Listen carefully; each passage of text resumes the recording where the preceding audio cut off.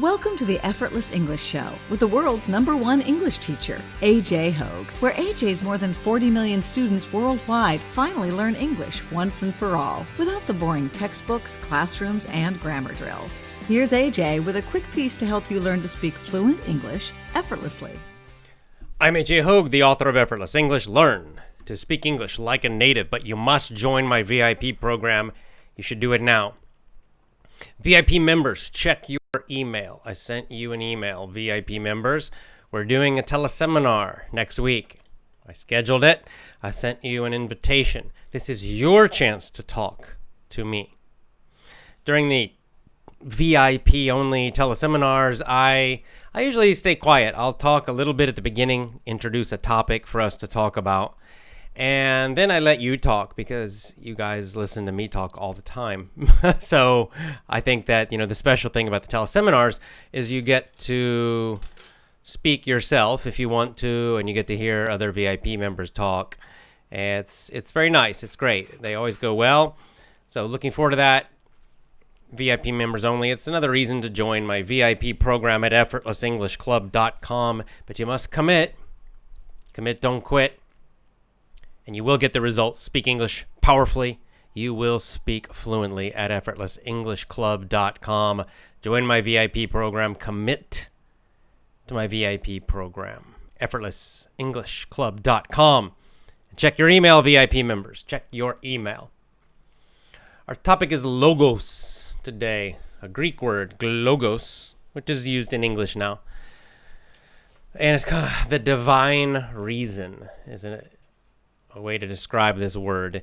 And really, in the Eastern word dharma, which we have talked about a lot, dharma, logos, very similar.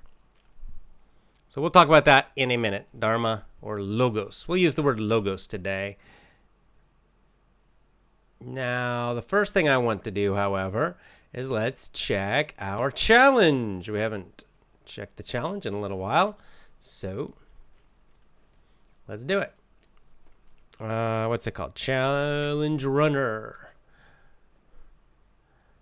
So our weight loss challenge, let's see how people are doing. I lost 1 more kilogram. I'm down 3 total. So I'm down at 76 now. I started at 79. Here we go. I haven't entered it yet, but let's just see how people are doing. Well, here we go. Cool. So Pablo is still leading, 5.2 kilograms. Pablo has lost. Fantastic. Pablo Robles at the #1 position. Number 2, Rinky Das has lost 5 kilograms. Impressive. Very nice. Anis has lost 2.6 kilograms. Irena has lost 2.5. It says I've lost 2. Let me go ahead and enter mine. Anyway, I'm actually at 3. I've lost 3 so far. Jarmila has lost 2.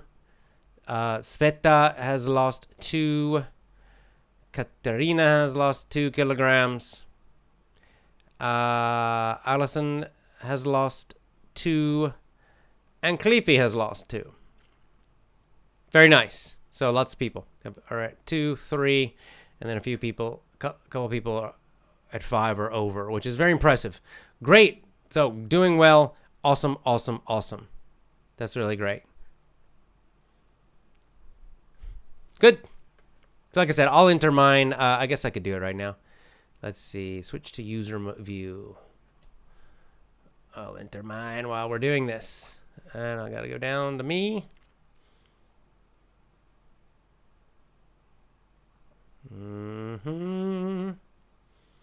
Where is it? AJ Hogue. That's me. Okay, and then this is how you do it in case you're wondering, guys. And I'll just enter 1, and I hit enter, and saved. That's it. If I refresh it, it should show me now having lost 3.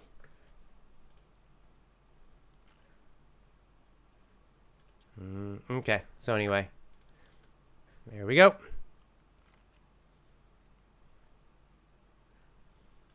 Just let me check, make sure it's registered everything.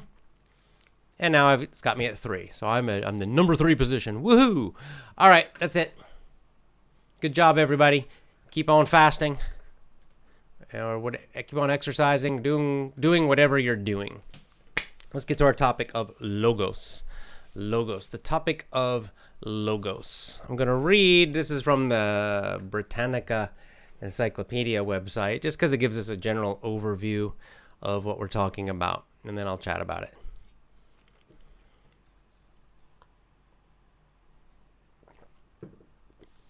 Logos is originally a Greek word. And it means word or reason or plan. I think reason here is maybe reason or even almost consciousness. But reason in the Greek. In ancient Greek philosophy and early Christian philosophy, it is the divine reason, divine meaning from God, the divine reason implicit in the cosmos, ordering it, giving it form and meaning. Okay, let's talk about this. The divine reason, right? It's basically like the logical mind of God from the Christian point of view, and from the Greek point of view too. They might use maybe not quite the same word God, but the same idea is that it's what makes the world have laws and principles, right? The world is not chaos. Things are not happening just completely randomly, right? We can see in the physical world, right? There are laws of physics that everything follows, right? And where do these laws come from? From the divine reason, the divine power, the divine mind of God, divine meaning coming from God or coming from above, right? Implicit in the cosmos, meaning just kind of it's automatically in. We can't necessarily see these things directly with the eye, but we know that there is order and there are laws and principles working in the universe, that everything follows. Where do those come from? From the reason or the mind of God, from the divine. And this gives the cosmos order. Cosmos means like universe, everything that exists, right? Gives it order. It's not random. It's not chaos, right? And gives it form, right? So, I mean, again, structure. So everything's not just a big ball of gas and, right? We have the order and form and meaning, right? So this gives the world, creation, meaning. And it says the concept is also found in Indian, Egyptian, and Persian philosophy and Chinese. They forget about the Tao Te Ching. The Tao. We'll talk about this in a minute. So this idea in Indian, it would be dharma, would be the word, dharma. I don't know about it, Egyptian and Persian, but in Chinese, Tao.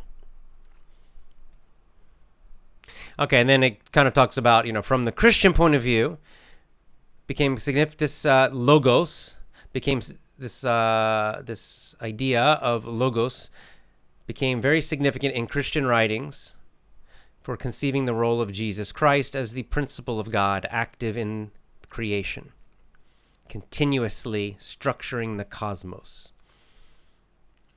Okay, but then this is older than Christianity. It goes all the way back to the Greeks in the West. So the idea of logos in Greek goes back to the 6th century BC, to Heraclitus, who saw that there was some kind of ordering process, right? He realized that everything happening in the world, birth, death, the laws of physics, right? You drop something, it falls to the ground. Sunlight, the moon, the motion of the stars, and not only these physical things, but also internally, right? Our psychology, our biology, our bodies, our psychology, our spiritual life. That there's cause and effect. There are laws and order that go through all of these, right?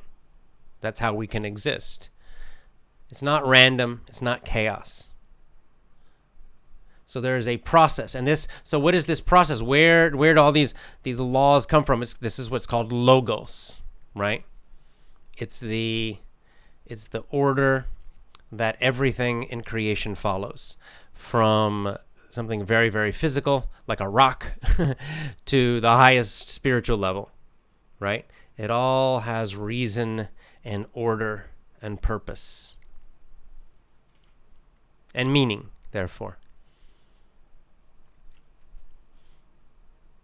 Okay, then later the Stoics, again Greeks, define logos, I'm guessing Greeks, maybe Romans, probably the Greeks, define logos as the active, rational, and spiritual principle that is in all reality. So what this is saying is that everything in reality, everything in creation, it's not just physical, that it is spiritual. Everything is spiritual. Everything is rational. Everything comes from the mind of God.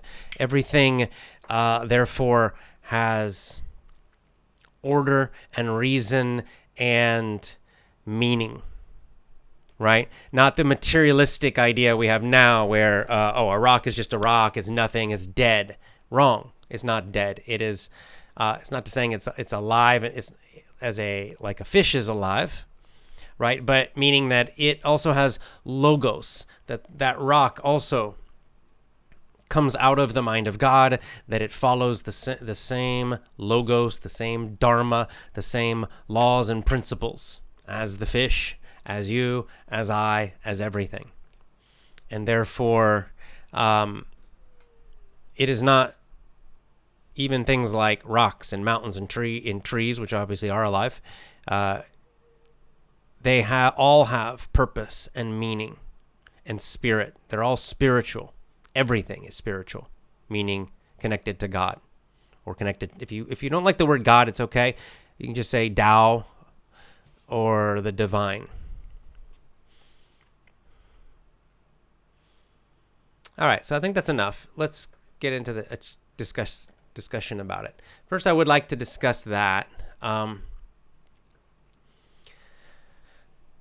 Some people, I think it was a couple shows ago, someone said, is it possible to be good if I don't believe in God? And my answer was yes. And the reason yes is because even if you don't believe in God, right, this word God, you can still see and find and understand somewhat. I mean, none of us can understand all of it, but at least at a basic human level, as well as we can understand this logos, right? The laws of God, the principles of God, the divine principles, because they're in everything. And just by observing nature, just by observing yourself, just by observing cause and effect in the world, in everything, an intelligent person who looks carefully and learns can figure out many of these principles and laws. And again, not only physics, I'm talking about especially psychologically, morally, to be good or evil. What is good? What is evil? What is right? What is wrong? How do we figure that out? Well, because how do we know? Because this is just our opinion, right? Oh, well, I think it's right. I think it's fine to murder somebody. Oh, I think it's not fine. So who's right? Who decides? Well, it comes, this goodness and evil, it's not just our opinion, right? What it's saying is that it comes from logos. There's a moral law that comes from the divine as well, from God, from above.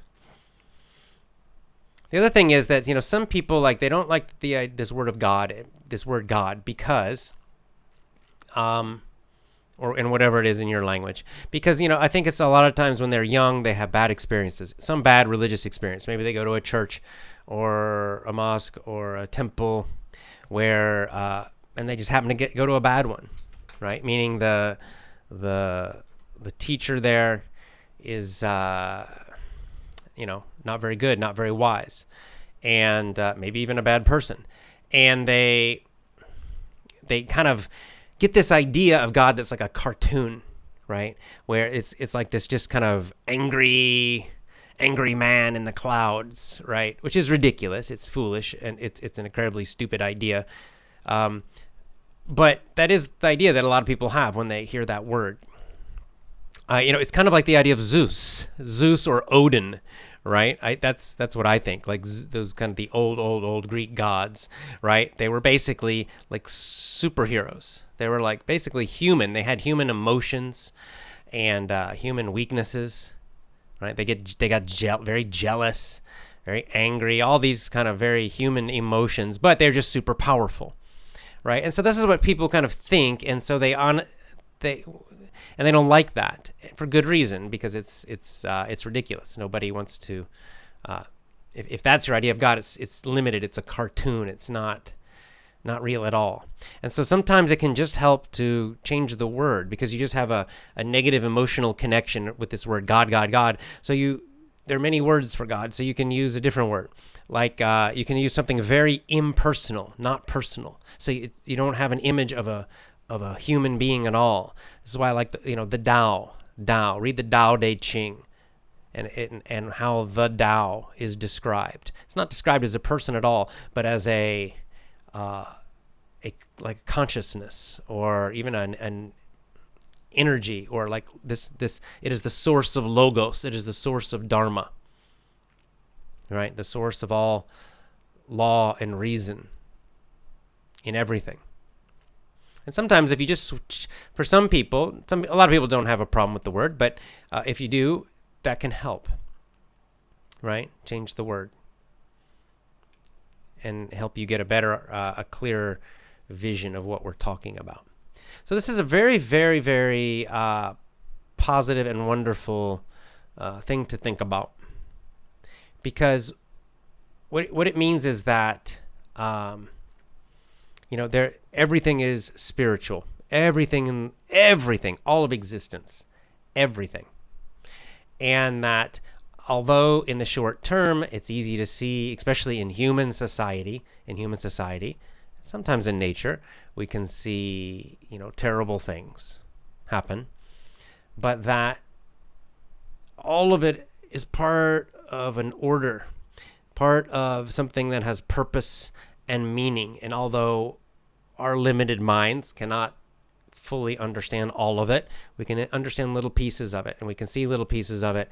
And if we're careful, and we listen, and we meditate, and we pray, and we observe, and we learn, we can begin to see this logos working in the world, right? These rules, these principles, or dharma, or even just the law of karma, right? Which is just cause and effect. I think the tricky thing, it's a topic we talk about a lot, is that with karma, with logos, in everything in the world, there seems, everything in creation, there is kind of a short term and a long term, right? Cause and effect, right? Or action and result. We'll use those two words, action, result. So many times, especially in human behavior, right? We've talked about this before.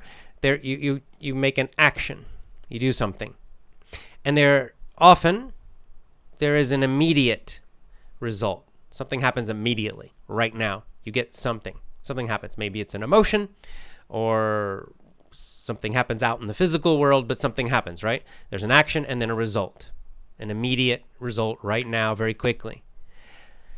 And but the tricky part is with logos, with dharma, with karma, that with God's law, we could say, the ordering principle of the universe, of the divine, that there are also long-term effects.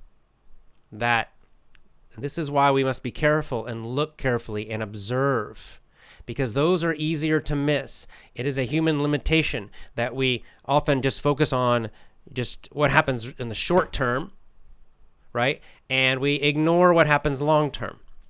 I've used the example of addiction many times just because it's a very clear, simple example of this, right? Someone, let's say, they drink alcohol, they get drunk.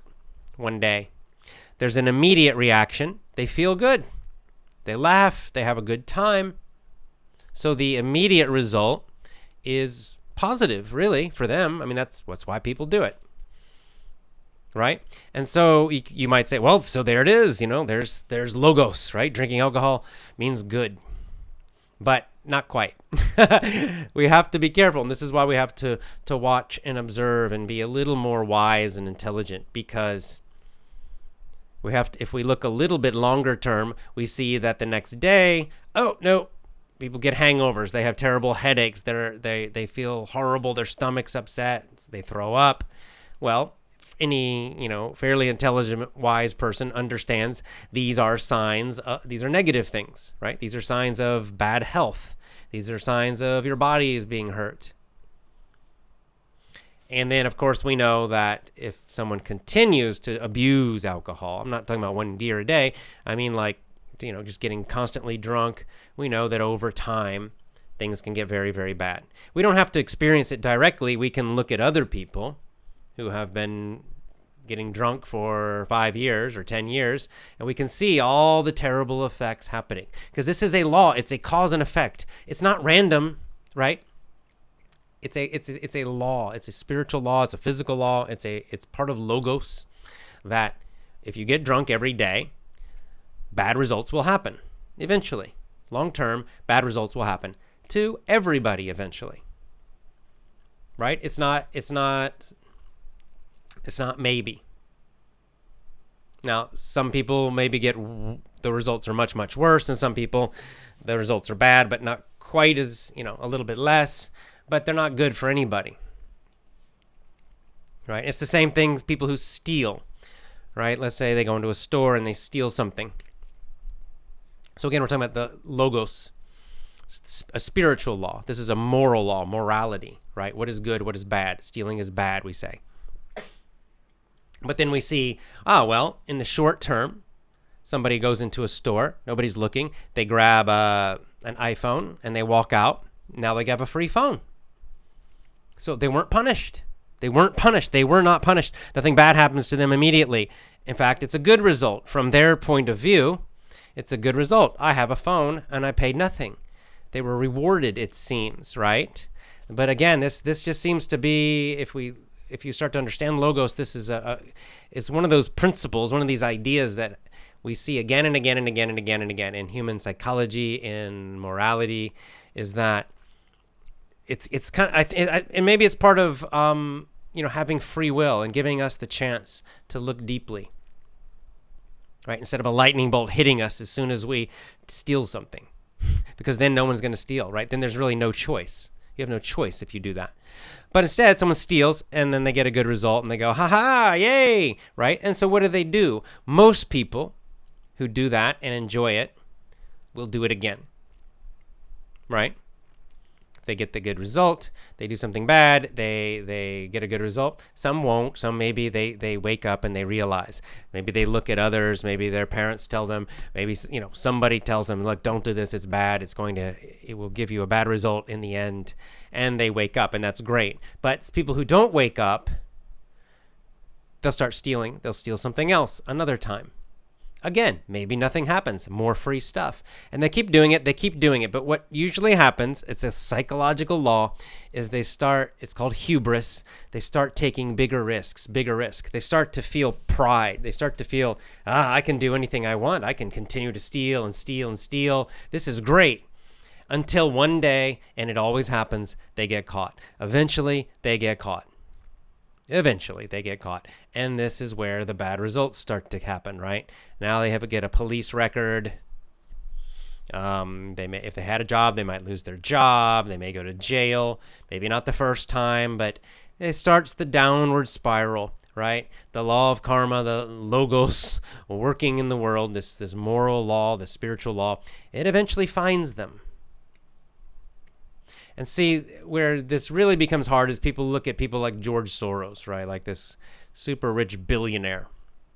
And they see this guy, he's constantly harming people. He's caused the deaths of so many people. He's caused so much pain and misery, lies. He's like, the devil's helper. And And they look and, well, oh, he's so rewarded. Look at him. He's a billionaire. But again, you don't know his heart. He doesn't look like a happy person, does he? Have you ever seen pictures of that guy? He looks like some kind of monster, right? He looks terrible. He looks really, really unhealthy. He looks miserable. So while he may, feel very powerful, it is clear that he's not living a wonderful, beautiful life. That there are bad results that are hitting him. And, there may be very bad results waiting for him after death. But even in life, even while he's still alive, you can look at these people and you can see that their soul is sick. They lose the ability to really know happiness or joy or love or goodness. They lose that in their life. They become like zombies or vampires, right? And so, they have a kind of power, but it's only a material power. But you can look and you can see where their families are a disaster, and imagine that, being completely unable to love, having no goodness in you at all. It's a miserable life. A lot of them don't even realize how horrible. They don't realize what they're missing, right? They don't realize what they're missing. They don't realize that somebody living a very simple life on a farm with their children and their wife who are super, super, super, super happy has a much better life than that guy with all his power and all his billions of dollars, and he's miserable. They can't even understand goodness. They lose the ability to understand it. Their soul becomes completely corrupt and half dead. It's called undead, like a zombie, like a vampire. Vampires are a good kind of metaphor for them. And so this is logos. This is logos always working in the world. And so what does it mean to have faith? What it means to have faith is to have faith in this process, to begin to see it. And this is what it means to have faith, but it doesn't have to be blind, right? It doesn't have to be blind faith. Blind faith means you just believe something with no evidence at all. But there is evidence. But the evidence, you have to look and observe and develop some wisdom, some discernment, it's called, right? The ability to see more clearly. And then you will see that evidence for faith again and again and again and again. Right? People who don't see, they just say, oh, that guy's a billionaire and he's evil and he's hurting everybody. Oh, he's rewarded.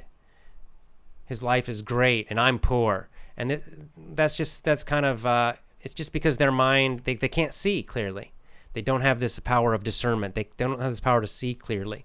It's very shallow, kind of foolish way at looking at things, right? Because they're actually materialistic. The person who's complaining about the billionaire who's evil is actually materialistic because they're measuring happiness, they're measuring reward with money. They have no idea, right? It's not about money. $1 billion doesn't make you happy. If you're unhappy now, I give you $1 billion. You'll be excited for a few days, and then after that, you'll be unhappy again. Or if you take someone who's super, super, super, super happy and peaceful in their heart, and you give them $1 billion, they'll continue to be happy and peaceful in their heart because it's not about the money. The money doesn't create that.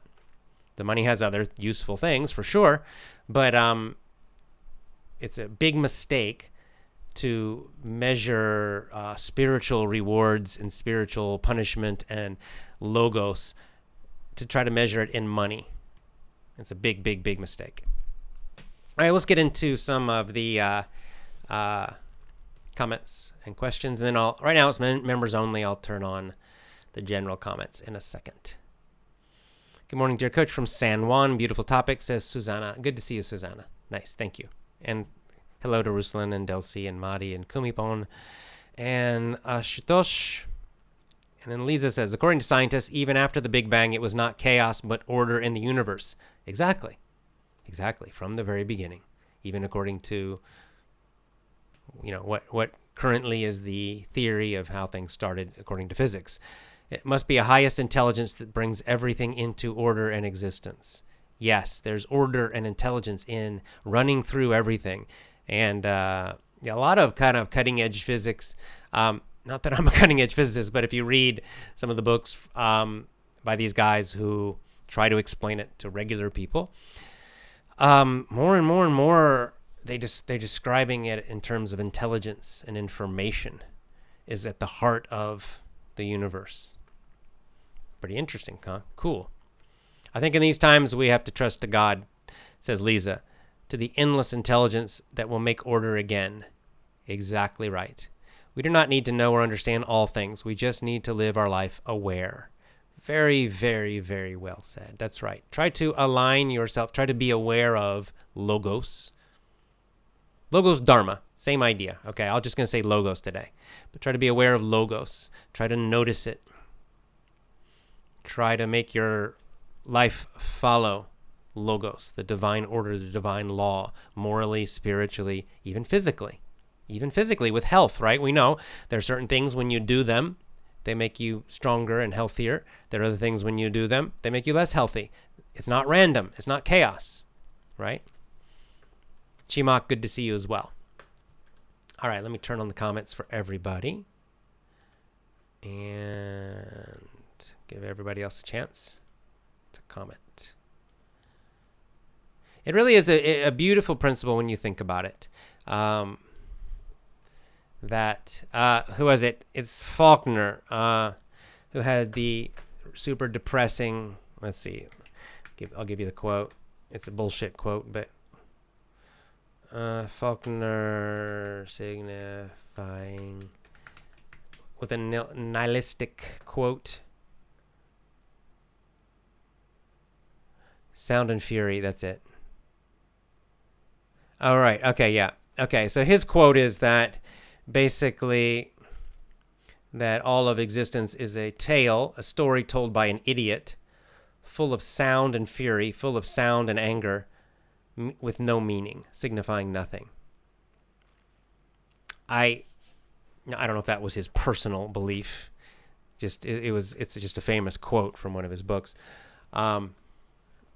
Which is completely idiotic itself. It's a stupid quote because it's obviously wrong. Anybody can see it's wrong if you have even the tiniest intelligence.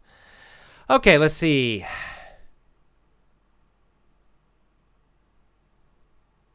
Tomas says, I don't want to believe destiny, divine reason. I think I have responsibility how I live my life. That's a false choice. That's like saying, I don't want to believe the laws of physics because I'm responsible for how things happen. Well, you do have choice, but you have to follow the laws of physics. If you jump off a building, you're going to fall and die, right? A tall building, right? It doesn't matter.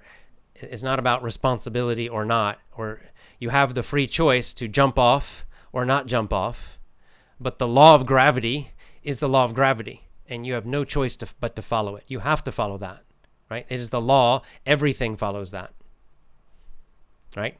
So this is analogy. This is in the physical world. Well, it's just same spiritually. There are certain things that if you do them, you will get a certain kind of result. You have the freedom. You can choose to do this or not, right? You can choose to get drunk every single night, or you can choose not to. But if you choose to get drunk every single night, eventually you will become an alcoholic. And you eventually will suffer a lot of bad, painful things. This is the law. It's the divine reason. You have no choice. You have to follow it. So it's not about a lack of free will. It's that these are the rules of life, the guidelines that we all must follow, right? You follow gravity. You have a choice of how you use gravity. You can use it in many different ways. We can be creative as human beings, and people have created airplanes to go against gravity, but they still must follow certain laws and rules to do that. You can't just stand there and say, I don't believe gravity. Now I can just float up and go to the moon. You can't. It's not about This is why it's not about belief, really. You have no choice. It's true if you believe it. It's true if you don't believe it. It doesn't take away your choice. You have choice. But it does limit your choice, right? We don't have unlimited choice. There's certain things we cannot do.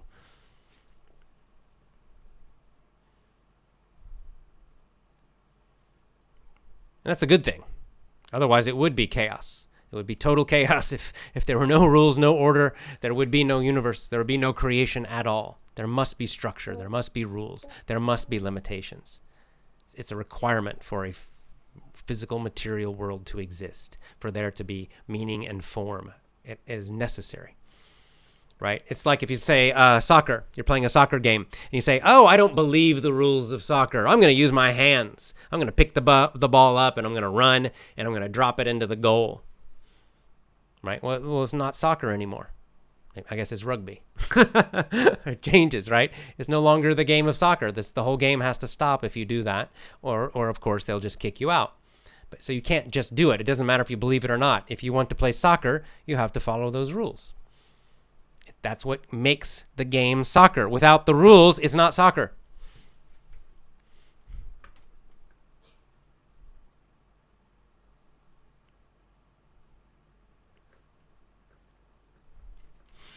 Jamila says, in my humble opinion, when a person like Soros has gotten everything, can have everything, so his life loses meaning of that's a good point. It must be terrible to live like pure evil. That's true. I mean, you think about this guy like, okay, he's got everything possible in a material way, right? How boring must that be?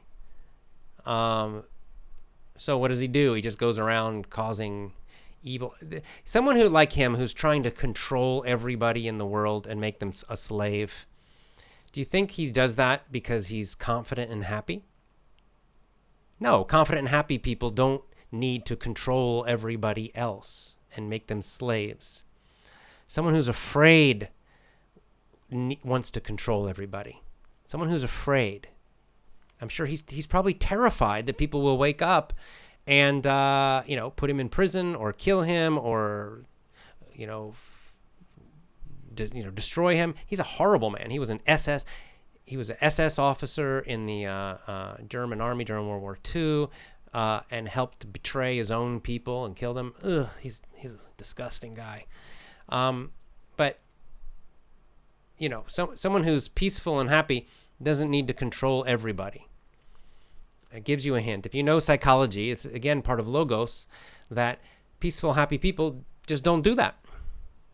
So it gives you a hint that the guy's not peaceful and he's not happy. And it's not just him. It's anyone like that who's trying to control everybody and make people slaves.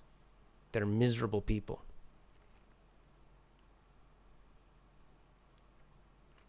Cleefy says to have these deep insights, we need to develop these skills by reading. That helps, reading books with logos. And following role models like you and having life experiences. Right, and this is what, this is one of the things that these great ancient books are showing us, each in their different language, in their different way, is some element of logos or dharma.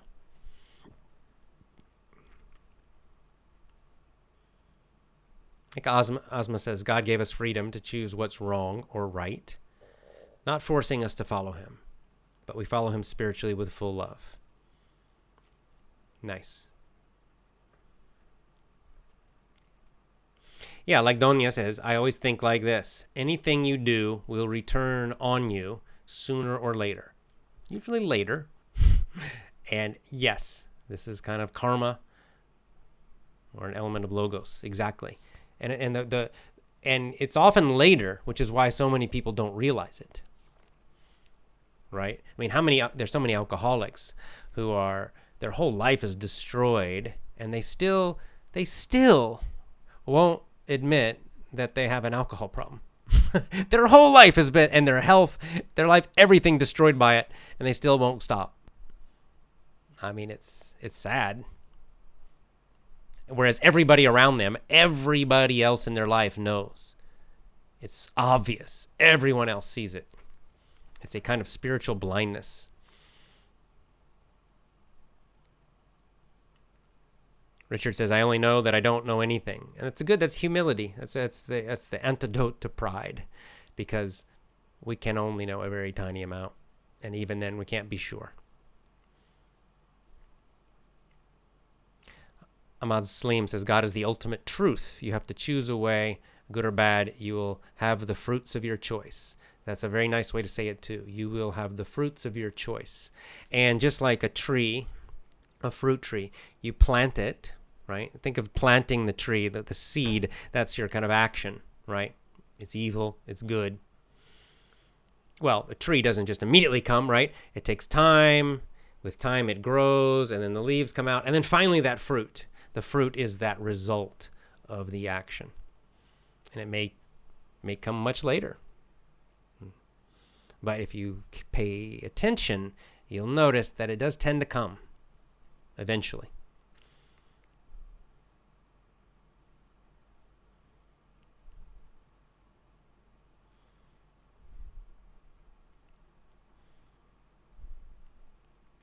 Bertillon says, we don't have control of the outside world.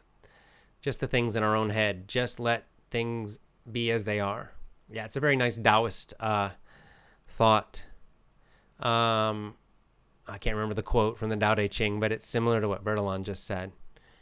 Basically, you can't improve the world because the Tao, God created the world.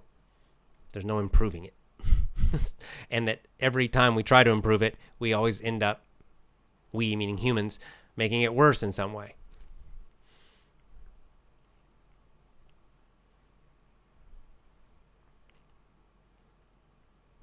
Yeah, Abdullah Osman, this is a nice way to think of it in a kind of physics way. The dimension theory answers very good about how God is beyond our imagination. It says we are in a three-dimensional world, so we can't imagine the higher dimensions. God is in the higher dimensions of us. It's a nice way to think of it, right? Or it's like, another way like I like to think of it is you imagine an ant, right? Little bug, ant, and them trying to imagine, a human building, flying in an airplane or a human airplane, right? Or just imagining a human being and how a human being thinks and talks. It's pretty much impossible, right? So this is why, like I was saying in the beginning, like this cartoon idea of God that we get is so foolish. It's way beyond that. And that sometimes sometimes helps people realize that maybe they have some kind of very limited kind of cartoon-like idea in their mind but if you read the real, any decent philosophers on this topic, you realize that's not it. Okay? Not what we're talking about.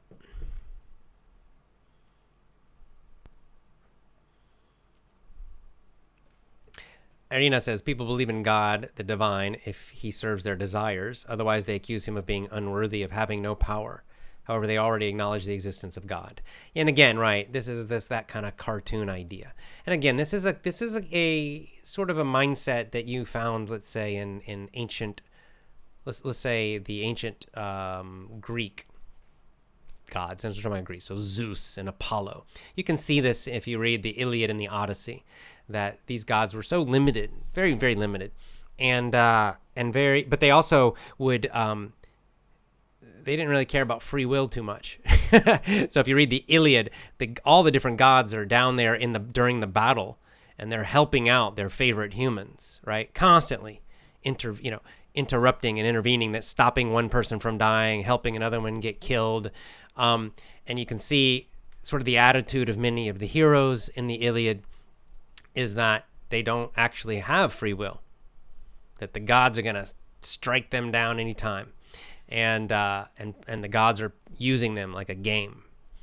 A lot of people still have that sort of idea, right? So it's like, right, my business didn't succeed, it's God's fault. It's not God's fault, it's your fault. You didn't follow the rules of business, or many possible reasons, but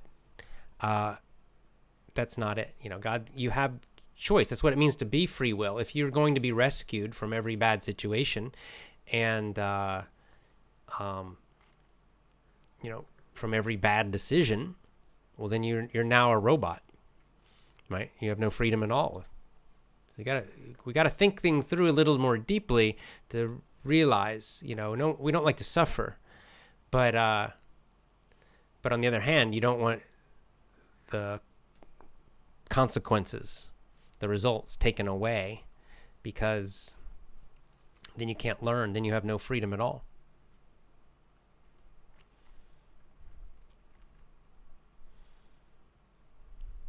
Yeah, Cleefy says this topic goes with our current challenge. Eating freely, everything, can bring pleasure in the short term, but in the long term, it will risk tremendous diseases and troubles. Yes, that's right. Bidola says, yeah, Soros isn't even the richest person. Not even close. And he may even just be a puppet of higher-ups, people higher than him, like the Rothschild family. Probably is.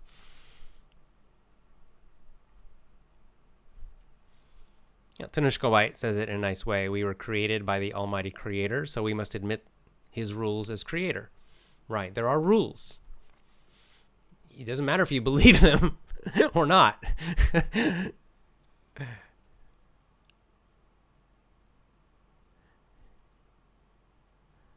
Yeah, Sayyid Ramadan says, in fact, karma is one of the obvious rules in our world, so we have to be aware of everything we're doing and our behaviors towards others, because that will return to us. Yes, that's right. It will. Sometimes it returns physically, sometimes it returns, emotionally, spiritually.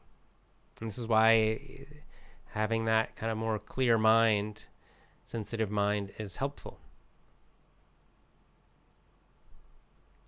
Dalal says, if anyone has a strong faith of God, they will never be disappointed. Nice.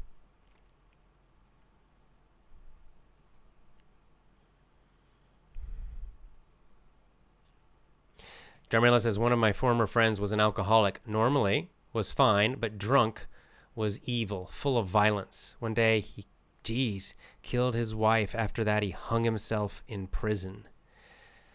See? Oh, that's horrible. But that is sort of, it's sad. It's sad, but on the other hand, it was his choice. He could have stopped. He obviously should have stopped, and he didn't. And it's too bad his wife suffered for it, obviously. Yeah, Abdullahi Osman says, the logos in the cosmos and how it's designed very accurately shocks everyone who has enough knowledge. The more we learn of our cosmos, the more we know that there's a greater power behind the universe. It's so obvious. The idea that all of this was, random creation, random, whatever the word is ridiculous. It's ridiculous. It doesn't even mathematically work out. I've read a few nice, what's the word? Refutations. Anyway, point being, the idea that it all comes from some kind of random process is ridiculous. And even many scientists are turning against that now.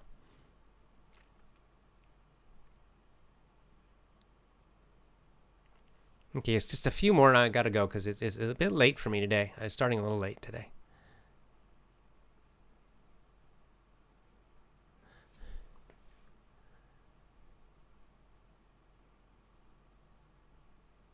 Susanna says, people declare war in the name of God, human foolishness. Yeah, but, it's just a word. Anybody can do anything evil or bad and say, I'm doing it for God. It doesn't mean that they actually are. Right. So again, this is where we have to be adults and not children, right? And not just because someone says that, it doesn't mean anything. Anybody can say anything. It's just words. So you have to look more deeply at this, right? People kill in the name of Marxism. A lot of them do. There's been more death caused by communism than any other idea in the world. But I don't hear people complaining about communism as much for some reason. Why not? Right? People kill for all kinds of reasons, and they're insane. Okay, so just because they do this, it's not God's fault. right? It's theirs. They're crazy, or they're evil. Look, evil people always say that they're doing something for good. George Soros, if you listen to him in an interview, he'll always defend everything he's doing, that he's such a good guy. He even defends that he betrayed his own people. I had no choice. I had to send them to death. Being a traitor. And he probably believes it too. They always do that. Evil people that they almost never say, "Oh yes, that's right, I'm evil. I like killing everybody." They always say it's for good. So, by their fruits you know them. You have to look at the fruits of the tree, not just ignore words. That's a lot of it is look more carefully.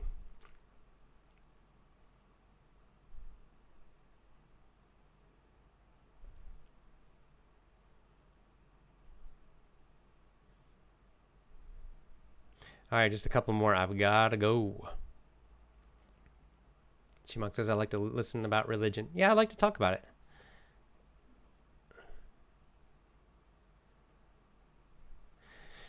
Yeah, Ruslan says, any intelligent human being understands that without logos, nothing is possible. Exactly. What is it? I don't know how to pronounce this. Nil sine deo. Nice. Right. Without logos, nothing is possible. See if I could pull up the Tao Te Ching quote. There are a few nice ones in there. And then we'll end with that. Oh, right there. Look at that. The Tao Te Ching. It's right near the beginning, I think.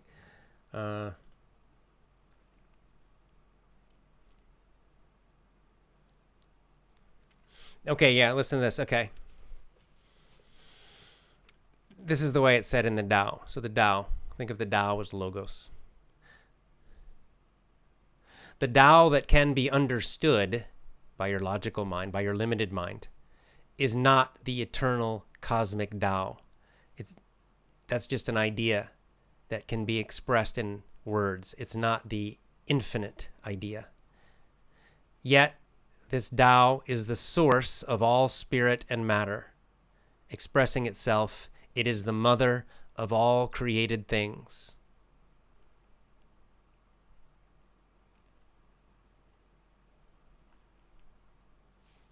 These two things, matter and spirit, so different in nature, have the same origin. They come from the same place. This unity is the mystery of mysteries and the gateway to spirituality. So there you go. You can replace the word Tao with God, and you'll find the same meaning, right? This ineffable, meaning you can't see it directly. This ineffable God is the source of all spirit and matter, expressing himself. He is the father of all created things. Some religions might say it that way. Anyway, very, very nice.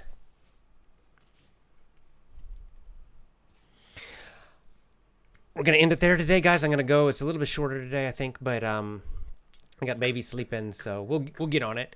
And Jamel's asking about QAnon. There's big stuff coming, guys. Oh, I'm excited. Big stuff coming with QAnon. So we'll definitely, I'll be doing a Q show soon. So Jamel, yes, I saw the name of the Epstein Island people. Lots of famous politicians and actors. I think the whole world's about to get some big shocks coming in the next few months. We'll leave it at that. Logos. Follow the logos. Have faith, guys. Have faith. It's all going to be okay. See you next time. Lots of love. Join my VIP program, effortlessenglishclub.com. effortlessenglishclub.com. Bye for now.